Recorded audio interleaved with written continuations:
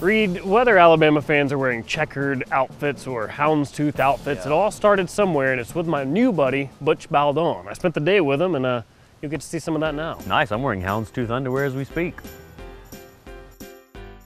Mr. Baldone? Hey, how you doing, Mr. Lochamy? Good to see you. Now, I hear that you're the guy that made Coach Bryant look like he just walked out of an Esquire magazine cover shoot, right? Well, it's not going to happen with you, though. Can we try at least? We can try, but we're going to fail. Well, let's see what we got here. You got to have the product first. Yeah, Coach Bryant was excellent. Butch Baldone idolized his father, Frank. He would have followed in his father's footsteps no matter what the profession. As it happened, Frank's father was a tailor. Now, from a guy with no style, I can't tell a huge difference here, but to you can, right? Well, this picture on my left, now that's definitely Mara Bottoms. And this picture to my right is the University of Alabama. They don't even look like the same person. No, but I mean, so this, you put him in the suit. Oh yeah, that's my clothes. I made everything but his tie, hat, and shoes. So it's okay for him to wear the checkered coat and the checkered hat there. It's okay for Bear Bryant. But I couldn't do that. But you couldn't do it. I couldn't pull that off.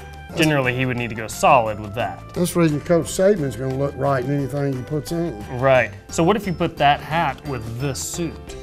Look terrible. Oh, well, see, I don't know these things. When Bear Bryant walked into his father's shop, 17-year-old Butch had no idea who he was or how much his first customer would impact his life. But at this time, I didn't know who he was. I didn't know his greatness. Right. To me, he was great customer. That's all I looked at. Yeah, and I wanted to fit him right. So I tell my dad about it, and I was so excited I didn't collect any money.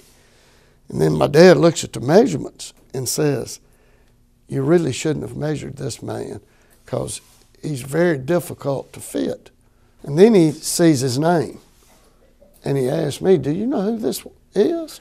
And of course, you know, a 17-year-old kid, I said, yeah, it's Paul William Bryant. He said, but do you know who this man is? I said, no, I've never seen him before in my life. Because you're an Auburn guy. Yeah. I didn't want to say that, but you're right. Right. And he says, that's the new coach that they just hired at Alabama. They call him Bear. Well, I'd heard that. Right. And I said, well, what are we going to do? It went from You've messed it me up at being this a point. great person to we now. Right. What are we going to do about this? He said, from this day forward, you're Alabama, and I'll be Auburn, but you're taking those suits down there. So that first suit, did it work out? So the two suits came in, and I took them down there, and I tried them on him, fit him perfect. Bryant was so pleased, he ordered 17 more outfits from Butch. So when I walked in the door, my dad's looking like, where are the suits? Because all I had was my satchel with the samples in it. Of course, I'm smiling. I said, fit him perfect.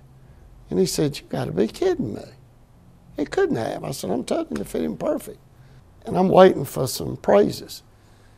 And he looked up at me and says, you are damn lucky. He said, now get back here on those shoes. Back to shine. And that was the end of that story.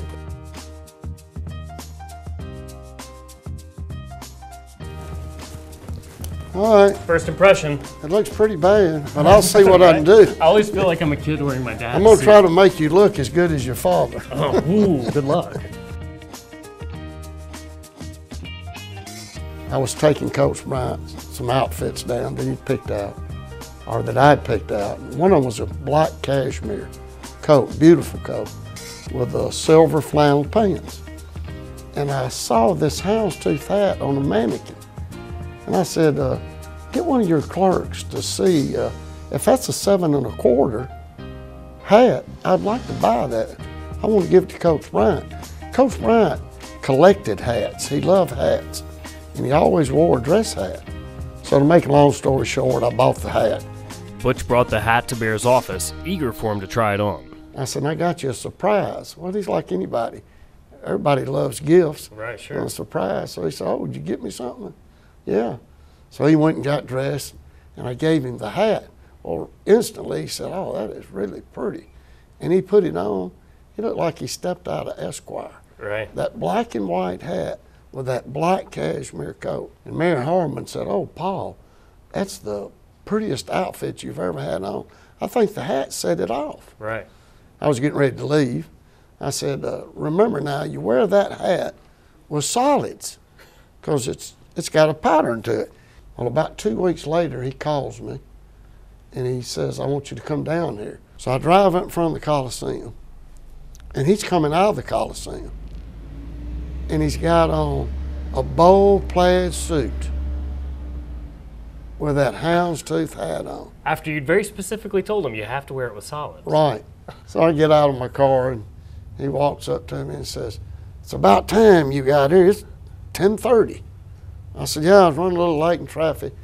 I said, "By the way, you don't wear that hat unless you got a solid coat on." And he said, "Why?" I said, "Well, you look like a carnival barker." And I sort of laughed about it, and he didn't laugh. And he said, "I'll wear it with anything I want to. I like it." But why exactly had Bear called Butch down to Tuscaloosa in the first place? He said, "We're going to the Stillman Hotel." He said, "They got the best chicken salad and chocolate milkshakes." That was the emergency? He had to show Yeah, you and I the said, "Wait a milkshake? minute. I just drove 50 miles, and that's what you wanted with me?" He said, "Yeah, let's go." Now look at him. He's got a damn plaid shirt and check pants on. Butch remained close with Bear, often watching games from the sideline. The last game he ever coached, the Liberty Bowl, Memphis, he was wearing a baseball cap the baseball cap. through most of the game, right? Not the big Right. famous houndstooth. Right. And he had on that big fur coat. Right. And after the game, which it was a miracle we won that game. Boy, I was so happy because it looked like we were going to lose it. It was a tough weekend because it was the end of the road. It was going to be the last game. After the game, of course, we won, and the players took him out to midfield on his shoulders, and he shook hands with the coach. And when he came back, all his photographers were just all around, all over him.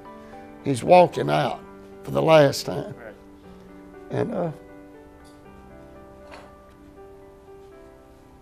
I said, "Coach Bryant, put this hat on." I said, "They're going to be taking your picture. Give me the baseball cap." So he put the houndstooth hat on. And of course, after all that was over, of course, they took his picture walking out.